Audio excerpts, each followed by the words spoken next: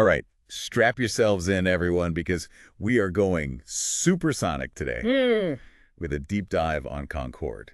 I gotta admit, when this request came in, I was a little overwhelmed. Like, looking at that giant Concorde Wikipedia page is enough to make your head spin. There's a lot out there, that's for sure. But no worries, we've combed through everything, and we've got the need-to-know stuff right here. What's amazing is Concorde is so much more than just some old plane. It's a story about pushing the limits of what we thought was possible. Yeah. What humans could achieve. Yeah.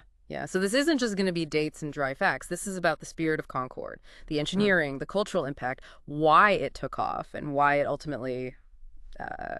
landed for the last time. Exactly. So let's get into it.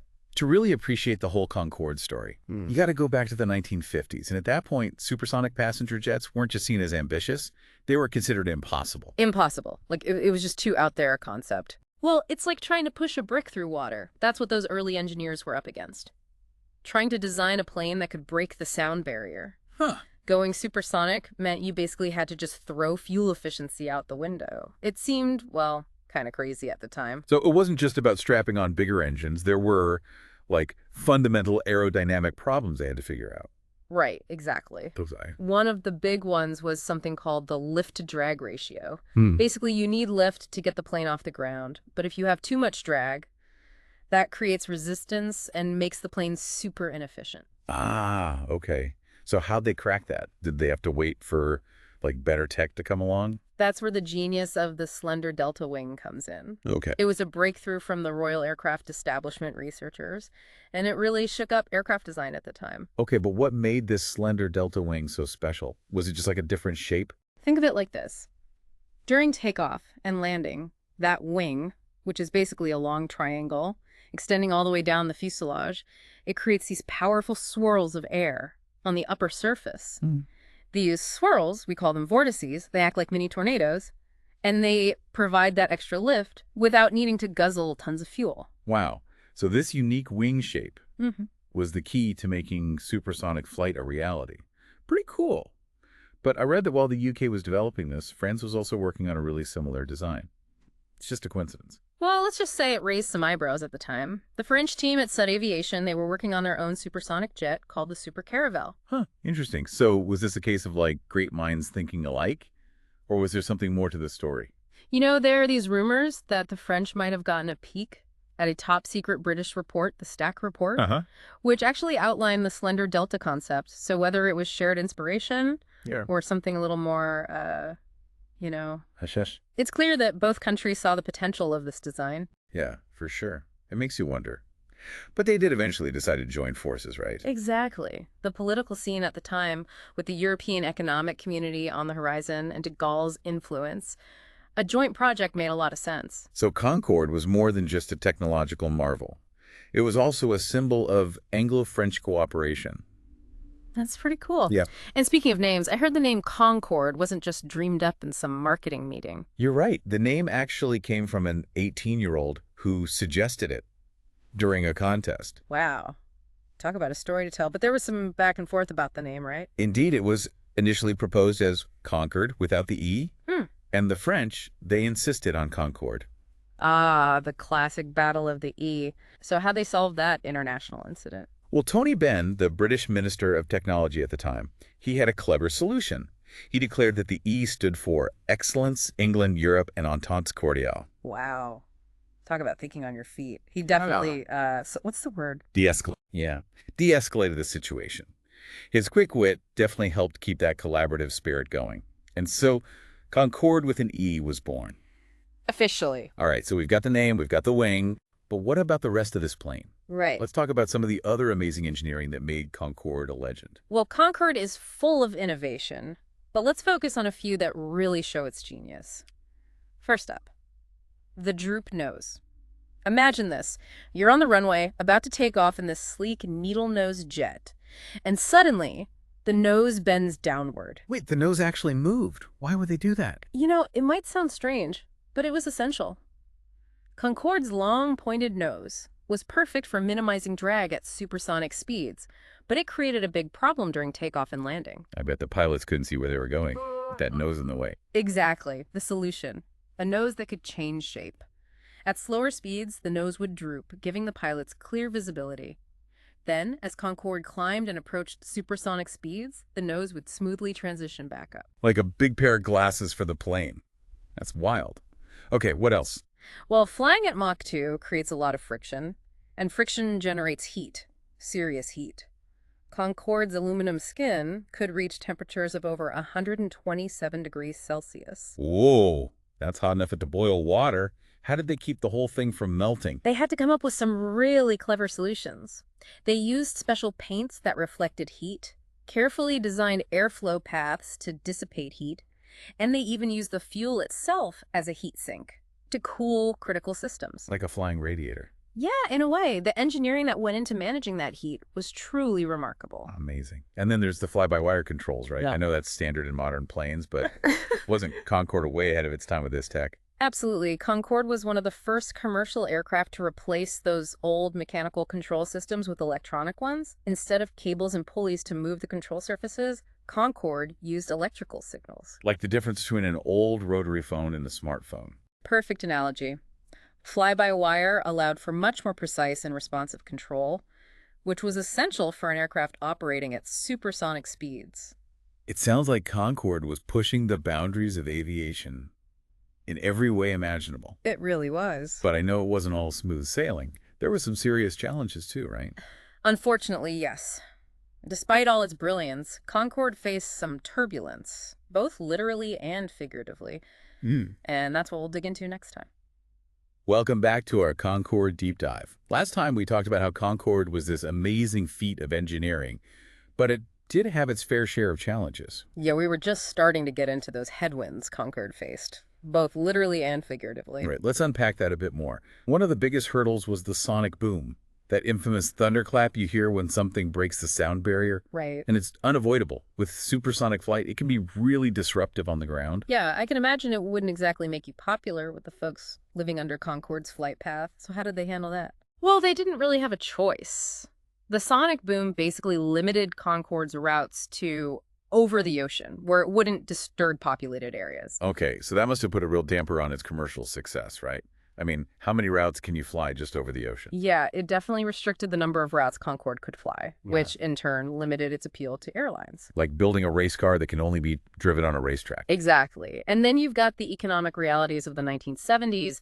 The oil crisis hit aviation hard, and Concorde, with its, let's say, enthusiastic fuel consumption, suddenly became a very expensive aircraft to operate. Oof, talk about bad timing. Seems like external forces were really working against Concorde. For sure. And at the same time, you had those wide-body jets like the Boeing 747 coming onto the scene, offering more seats and better fuel economy. So it was a double whammy. Rising fuel costs and competition for more efficient aircraft. Exactly. A lot of airlines that were initially interested in Concorde started to back out. The dream of a supersonic future was, well, it was starting to look a little shaky. Yeah. It's easy to get caught up in all the challenges and forget that people actually got to fly on this incredible machine. Oh, absolutely. It wasn't just about getting from point A to point B. It was a whole luxurious and exclusive experience. British Airways and Air France, they really made Concorde a flagship part of their transatlantic service. Now, I read somewhere that there was another airline involved with Concorde Singapore Airlines, I think. Was that a little unusual? You're right. British Airways and Singapore Airlines, they had a brief but really fascinating partnership. Okay. For a short time, Concorde sported this split livery, British Airways on one side and Singapore Airlines on the other. Oh, wow. That must have been quite a sight. Wow. But was it just for show?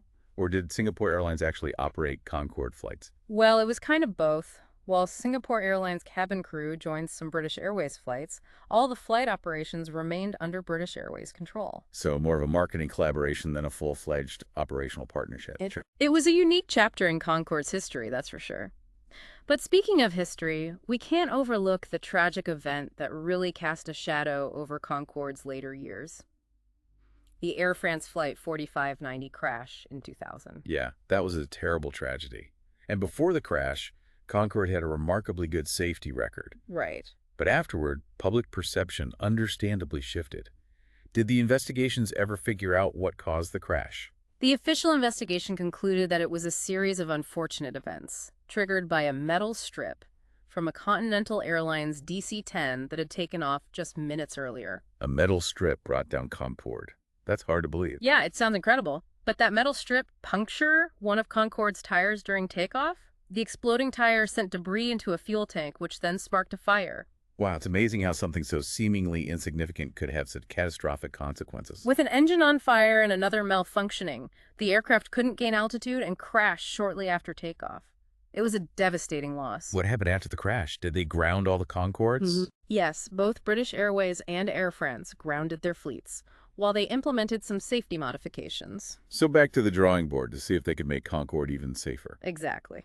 They introduced a bunch of improvements, like more robust electrical controls, Kevlar lining for the fuel tanks, and burst-resistant tires. Really trying to restore confidence in Concorde's safety. Did it work?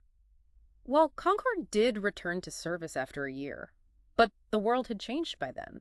The aviation landscape was different. Fuel costs were still a major concern, and that crash, it had a lasting impact on public perception. Yeah, it sounds like Concorde's fate was sealed by a combination of factors, some within its control and some outside of it. That's right. The crash was definitely a turning point, but it was the combination of all those challenges, economic, environmental, safety concerns, that ultimately led to Concorde's retirement in 2003. It's a bittersweet ending to such an extraordinary chapter in aviation history. It is. But even though Concorde's time in the skies was relatively short, it left an indelible mark on the world. For sure. And that's what we're going to explore in our final segment. We'll delve into Concorde's lasting legacy and its impact on science, culture, and even fields beyond aviation. And we are back. We've been on quite a journey with Concorde, haven't we? From those ambitious early days and the mind-blowing engineering to the challenges that eventually led to its retirement. But as you said, Concorde's story doesn't end there. It left behind a legacy that continues to inspire us today. Right. And speaking of legacies, we talked about how the sonic boom limited Concorde's routes. But I read that those high-altitude flights actually ended up benefiting scientific research in some pretty surprising ways. You know, that's one of the fascinating things about Concorde. Its ability to cruise at altitudes that very few other aircraft could reach made it a valuable platform for atmospheric research. So Concorde was like a high-flying science lab. In a sense, yes. It gave scientists access to the stratosphere, which is super important for understanding things like climate change and ozone depletion. Okay. What kind of research were they doing up there? Well, one of the most notable projects involved studying solar eclipses. Yeah. Concorde's speed allowed it to actually chase eclipses across the globe, giving scientists much more observation time. Chasing a solar eclipse at supersonic speed. That's got to be a wild ride. It was a remarkable feat.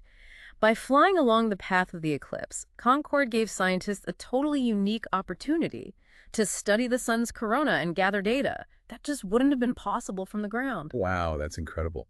But I also remember some concerns about Concorde's environmental impact, especially its effect on the ozone layer. You're right. Concorde's high-altitude flights did release nitrogen oxides into the stratosphere, which can contribute to ozone depletion.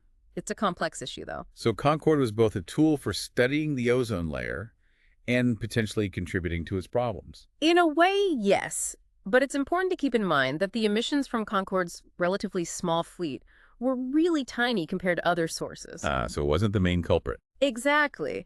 And the research done using Concorde actually helped scientists better understand what factors affect the ozone layer, which ultimately helped lead to those international agreements to phase out ozone-depleting substances. Okay, so a little bit of silver lining there. Okay. But beyond the science, Concorde was also a cultural icon, right? Absolutely. Concorde really captured the world's imagination. It was a symbol of progress and technological achievement and the allure of speed. You know, it represented a time when the future felt full of possibilities. The ultimate jet set glamour. Exactly. It was a status symbol, for sure, but it also held a deeper cultural significance. Concorde made the world feel smaller, connecting continents in a way that had never been possible before. And it wasn't just real-life glamour, right? Concorde also had a starring role in movies, TV shows, even music videos. Oh, for sure. It popped up everywhere, from James Bond films to episodes of The Simpsons. It became shorthand for luxury, speed, and futuristic travel. Concorde the celebrity. But its cultural impact went beyond its glamorous image, right? Oh, definitely. Its development and operation also sparked a lot of important conversations about the environmental and economic costs of supersonic travel. Right. It really made people confront the trade-offs between progress and sustainability. Concorde's legacy is definitely complex and multifaceted. It is. It was a symbol of human ambition, a catalyst for scientific discovery, and a source of both fascination and concern. And even though Concorde is no longer in the skies, that question still lingers.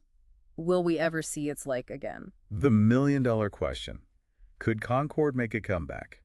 Are we on the verge of a new era of supersonic passenger travel? Well, there are certainly people who believe it's possible. They point to all the advancements in materials science, engine technology, and noise reduction techniques, arguing that we could build a better, more efficient Concorde today. So they're basically saying we've learned from the past, we can do it better this time. Yeah, that's the idea.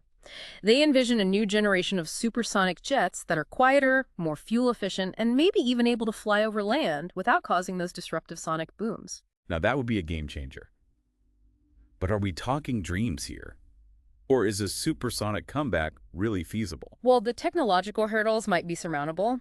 The economic and environmental challenges are still pretty big. Supersonic travel is just inherently more expensive and fuel-intensive than subsonic flight. So even if we could build a better Concorde quicker, could airlines afford to operate it? Would enough people be willing to pay a premium for supersonic speed? Those are the big questions, yeah. The market for supersonic travel would likely be pretty niche, which could make it a risky investment for airlines. And then there's that whole environmental impact to consider. Right, even with new technologies, supersonic flight would still have a bigger carbon footprint than traditional air travel. A tricky situation. It really is. Any revival of supersonic passenger travel would need to address those concerns head on. Well, it seems like the future of supersonic flight is still up in the air, so to speak. Yeah, I think that's a good way to put it. But one thing is for sure, Concorde's legacy continues to inspire us to push those boundaries and see what's possible. Absolutely. And it's a great reminder that innovation isn't just about the technology itself, but also about thinking carefully about the impact our creations have on the world. This has been an amazing journey. The engineering, the glamour, the challenges, the triumphs, the lasting legacy.